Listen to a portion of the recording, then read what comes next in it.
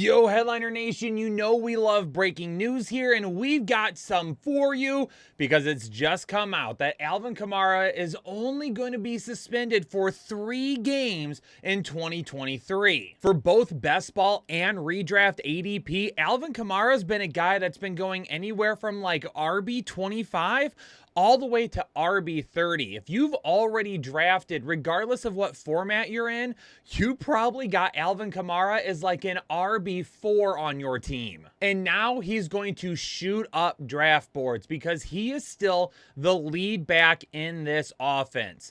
Let's kind of talk about what the dynamic is going to look like though, especially with rookie Kendre Miller being a guy that a lot of people have been on this offseason, and of course their free agent addition, Jamall Williams. Let's talk about Alvin Kamara to start, because this is a guy that is going to be a borderline RB1 now in this offense. He's going to be the lead back, and you're probably going to see him utilized very similar to what we've seen in years past. And honestly, missing only 3 games is no reason to skip over him in your drafts. Any running back that you could take could miss anywhere from 1 to 3 games. Now, one of the big things that we feel like we could see with the Saints offense this year is a better shot down the field, opening up the game plan for this offense. Derek Carr has been terrific in that regard, and last year with Devontae Adams, they were great down the field together. So if you're able to open that up a little bit more with Chris Olave and Rashid Shaheed, and they're both able to go down the field with a little bit more consistency than what we've seen the last 2 years,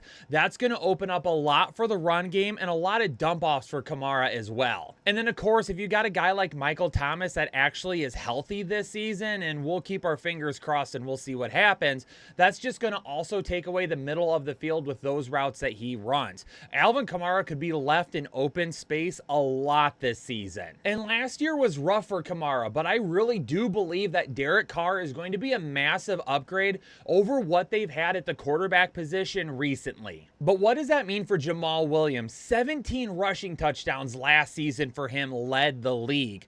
I'm sorry, he's not going to duplicate those numbers this year. Probably what you see from Alvin Kamara and Jamall Williams is going to be very similar to what we saw from DeAndre Swift and Jamall Williams in Detroit last season. Jamall Williams is going to get almost all of his touches on the ground. He's going to be a short yardage back. He's going to be a goal line back. It wouldn't surprise me, honestly, if we see some different sets with both Jamall Williams and Alvin Kamara on the field together. Heck, we might even see Alvin Kamara move out to the slot a little bit more often.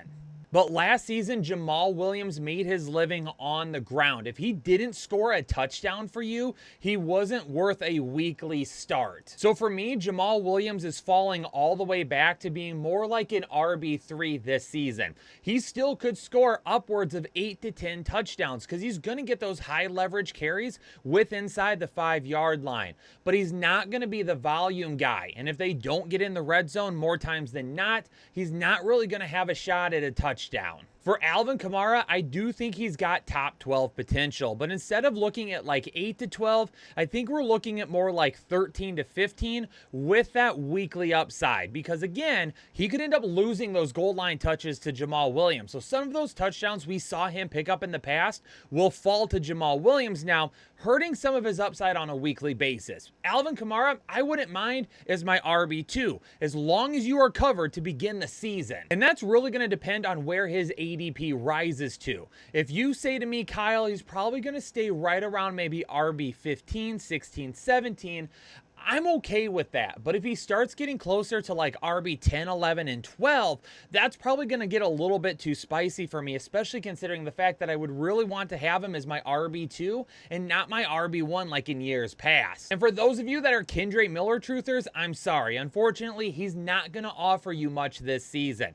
This is a guy that really was looking at having volume if there was going to be no Alvin Kamara. But if Kamara and both Williams are healthy and out there, Kendre Miller, honestly, probably won't see any touches, and even if he did, it won't be enough to even see any type of weekly position on your roster. The only way we're running after Kendre Miller is if we're jumping on him while he's on the waiver wire if there happens to be an injury to Alvin Kamara or Jamall Williams. At that point, he would gain some value, so mark him on your watch list, but don't draft him. Headliner Nation, a quick breakdown for you on what this Saints offense could look like and what Alvin Kamara being suspended for only 3 3 games means to his fantasy value and everyone around him. Hit that like button for me. If you're new here to the channel, you've got to subscribe. Stick around, check out all of our content the rest of the offseason heading into the season.